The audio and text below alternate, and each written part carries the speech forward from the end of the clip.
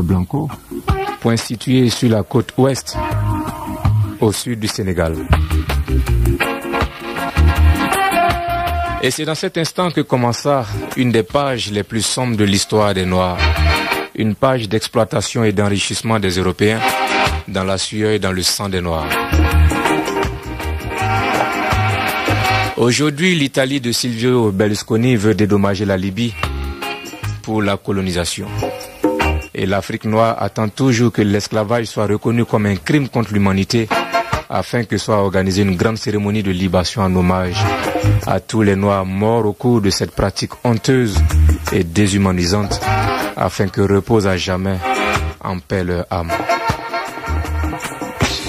Les maîtres de l'église d'alors, sous le couvert de croisade, ont autorisé et organisé le commerce des Noirs.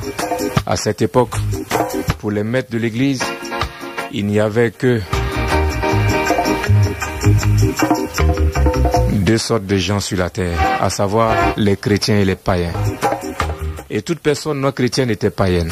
En plus, les Européens se considéraient seuls saints et civilisés, tandis que les Noirs, eux, n'étaient que des païens, des sauvages, sans âme, possédés par le démon, le diable.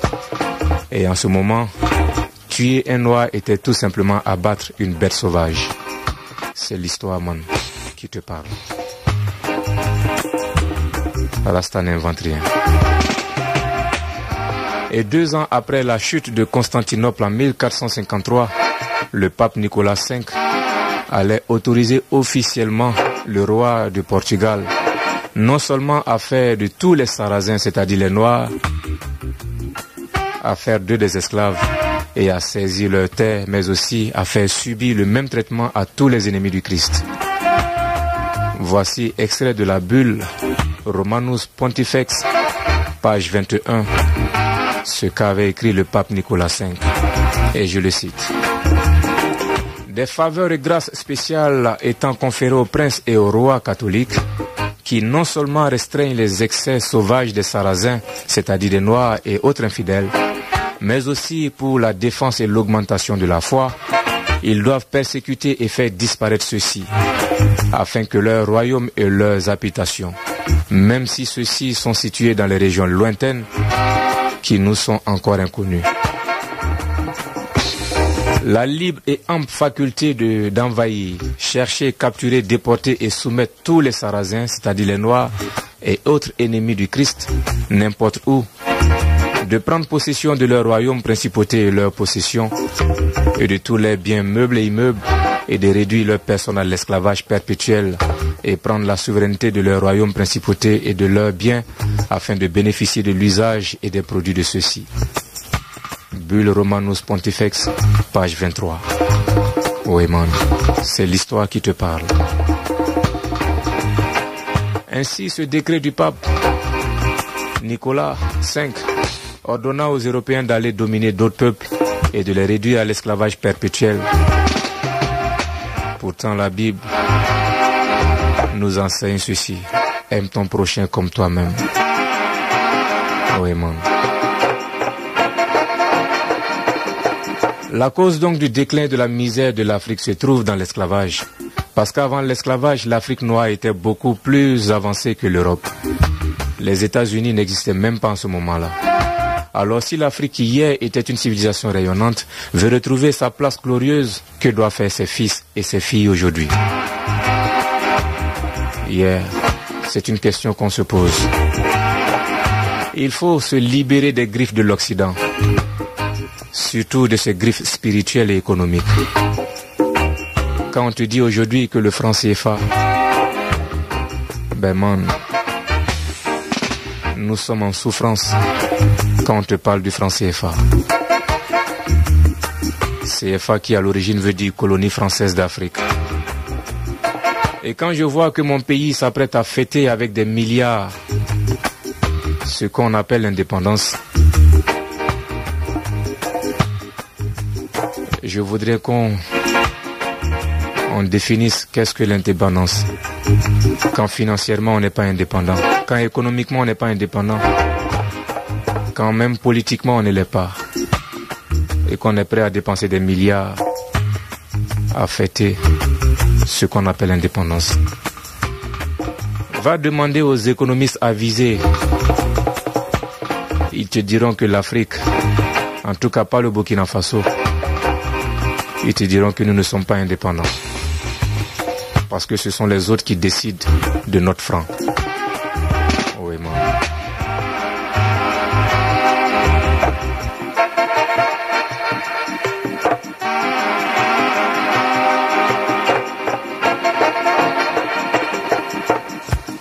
L'Afrique est terre et l'Afrique est une gloire, une terre de gloire. Et pour cause, l'empire Aukar au Ghana a survécu à peu près 1000 ans. Le Ghana a connu 44 rois avant la 25e dynastie égyptienne. 44 rois. Et aujourd'hui, Barack Obama est le 44e président des États-Unis. Ce sont des signes pour toi, mon frère. Pour te dire que l'Afrique a toujours été une terre de gloire, encore d'autres exemples. En 1311, l'empereur Aboubakari II était renommé pour avoir envoyé des empires approvisionnés en eau, nourriture et cadeaux vers d'autres mondes. Et c'est justement à partir de cette époque qu'apparaissaient des indices et preuves de contact entre l'Afrique de l'Ouest et le Mexique et la Colombie. Il y a eu des échanges entre ces peuples bien avant que des assassins et des pirates comme Christophe Colomb ne proclament avoir découvert l'Amérique. Le roi noir Aboubakari II avait déjà découvert l'Amérique avant que Christophe Colomb ne bombe sa poitrine et dise qu'il avait découvert l'Amérique. Mensonge. Et comme à l'époque, nous étions un peuple très civilisé, nous ne sommes jamais allés en tant que conquérants. Non. Un autre fait historique. En 1324, Massa Moussa, l'empereur du Mali, a effectué un pèlerinage vers la Mecque avec comme entourage une suite de 60 000 personnes. Oui, man. Imagine-toi. Le roi, empereur du Mali, qui voyage avec 60 000 personnes, dont 12 000 servants. Et 500 de ces servants l'avaient déjà dévancé à la Mecque avec chacun un bâton en or pur. Et il est dit que plus de 12 ans après le passage de Massa Moussa à la Mecque, les gens de la Mecque continuaient de chanter des chansons en mémoire de la visite du roi. Oui, tellement il avait marqué les gens à la Mecque.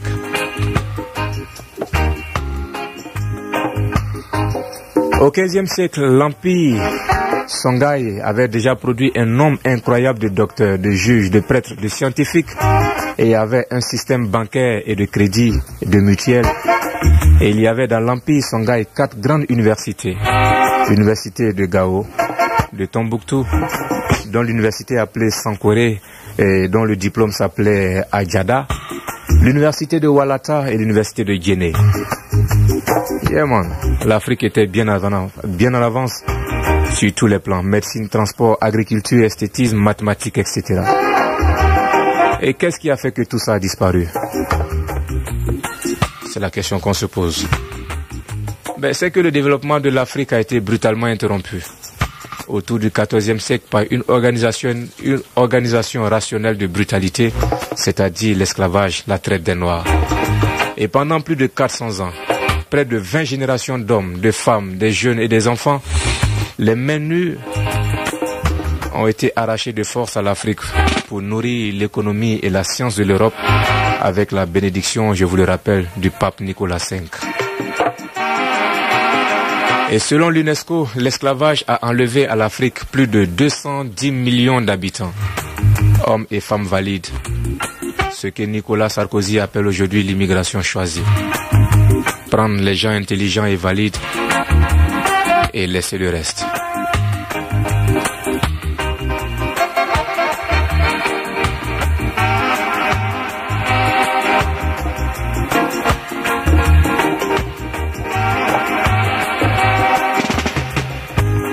Et pendant près de 400 ans, des familles, des clans ont dû se cacher dans la forêt pour échapper à la capture. Et pendant tout ce temps, l'organisation sociale de l'Afrique a été perturbée ou détruite. Les connaissances ne seront plus transmises de père en fils, de génération en génération. Et tout cela allait favoriser le déclin de l'Afrique. La traite des Noirs a rapporté plus d'argent à ses commanditaires et ses exécutants que jamais aucun commerce ne l'avait fait. Et pour cause, lors des débats parlementaires en Grande-Bretagne, il était affirmé ceci, et je cite, « Un esclave acheté pour 4 livres sterling sur la côte africaine pouvait, en leur temps, être vendu au Brésil pour 80 livres. » Ainsi, pour devenir riche, l'Europe et les États-Unis se sont nourris avec le sang et la sueur de plus de 210 millions de Noirs. Des villes comme Londres, Liverpool, Manchester, Bristol en Angleterre, Bordeaux, Nantes et d'autres en France, Amsterdam aux Pays-Bas, Anvers en Belgique et bien d'autres villes européennes ont bâti leur fortune avec le sang et la sueur de nos ancêtres. Sans compter les tirailleurs sénégalais qui ont aidé à libérer les démocraties européennes pendant la Deuxième Guerre mondiale. Oui. Il est vrai que des âmes sensibles et pleines de raison se sont élevées pour condamner cette pratique ignoble et déshumanisante, mais il faut reconnaître que le pire persiste, menace et reste tenace. L'un des héritages que nous a laissé l'esclavage, c'est le racisme. Quand aujourd'hui on te parle d'organisations comme le Ku Klux Klan aux États-Unis, qui aujourd'hui est encore en train de refaire surface, parce qu'un noir est aujourd'hui président des États-Unis, il faut comprendre que le racisme, l'apartheid reste encore. Et c'est pour cela qu'il faut se mobiliser. Il faut s'informer pour combattre ces vibrations négatives. En effet, malgré le combat mené par des abolitionnistes, des théoriciens esclavagistes ont recouru à des théories discriminatoires engendrant le racisme. Et plusieurs ouvrages vont paraître qui analyseront la physionomie des Noirs en se basant sur une théorie que ces propagandistes ont osé appeler scientifique. Elle compare le squelette et le crâne de l'homme noir à ceux d'un singe et conclut à l'infériorité des Noirs. Parmi ces ouvrages, on peut citer ceux du Hollandais Campus, de White. Ces théories vont être approfondies aux États-Unis durant le milieu du 19e siècle par certaines personnes, dont des auteurs comme Morton, Knott et Kate Wright, qui proclament haut et fort l'inégalité des races. Le darwinisme sera aussi un élément alimenté par ces thèses. On a ainsi pu créer en beaucoup d'Africains le complexe d'infériorité, le complexe de l'esclavagisé et du colonisé. Alors Rasta te dit qu'il est grand temps de remettre les pendules à l'heure et de reprendre confiance en nous-mêmes. La preuve est là aujourd'hui. Barack Obama, président aux États-Unis. Pour te dire que tu dois arrêter de douter de toi-même. Pour te dire que cela ne veut pas dire qu'il faut cultiver la haine ou développer l'orgueil ou la vanité. Ce serait tomber dans les mêmes erreurs que les autres. Il faut plutôt développer un amour altruiste qui respecte et accepte tous les êtres humains, disant que chacun a sa spécificité et que chaque peuple a son identité. C'est vrai que cette sombre page de l'histoire a plongé l'Afrique dans un déclin, a freiné son élan du progrès, du développement pendant 400 ans, le temps de 20 générations. L'Afrique a été pillée et continue de l'être, avec la complicité de certains de nos dirigeants. On lui a dérobé ses forces vives, son capital humain, ses cerveaux, et on a assassiné ses leaders. Je pense à Steve Biko, à Lumumba, à Thomas Sankara. Mais si l'Afrique a eu à connaître un ralentissement dans son progrès, il ne faut pas pour autant oublier que l'Afrique a connu une explosion extraordinaire de la science, comme ce fut le cas en ancienne Égypte. Oui, man. Et ce sera encore une fois l'occasion pour nous de revenir sur certaines découvertes faites par des Noirs. Oui, man. Je te dis encore, je ne suis pas professeur d'histoire. Je n'ai aucune prétention. Je sais juste que j'ai un vice, j'ai un problème. Je lis beaucoup, je cherche beaucoup. Je veux comprendre afin de partager avec mes frères et mes sœurs. Pour qu'ils prennent confiance et comprennent que nous pouvons y arriver, que nous devons y arriver. Même si aujourd'hui, nous avons certains chefs d'État qui sont prêts à piller l'Afrique, qui sont prêts à faire tuer des journalistes, qui sont prêts à faire assassiner des opposants, qui refusent juste qu'ils soient des marionnettes en Afrique pour la cause de la coopération. Oui, nous en sommes conscients et nous voulons partager le maximum de vibrations avec nos frères et nos sœurs. Oui, pour que la jeunesse africaine comprenne qu'aujourd'hui, il est grand temps de se réveiller. Jeunesse africaine, réveille-toi. Arrête de perdre le temps dans les maquis. Arrête de perdre le temps dans ce que tu appelles faroter. Parce que pendant que tu fais le malin, les jeunes japonais, chinois sont en train de travailler. Oui, man. Je sais que tous les moyens aujourd'hui sont là pour t'abrutir. Quand tu allumes ta télévision, rien de bon. Tu écoutes la radio, généralement rien de bon. Tu vas à l'école, généralement rien de bon. On préfère te parler de De Gaulle que de te parler de Sankara ou de Lumumba. Mais comme aujourd'hui tout est à ta disposition, tu ne peux pas continuer de rester dans l'ignorance. Et encore une fois, Rasta te dit, fouille dans la Bible, là-bas se trouve la vérité du peuple noir. Not King James Version, c'est la version qu'on t'invite à écouter.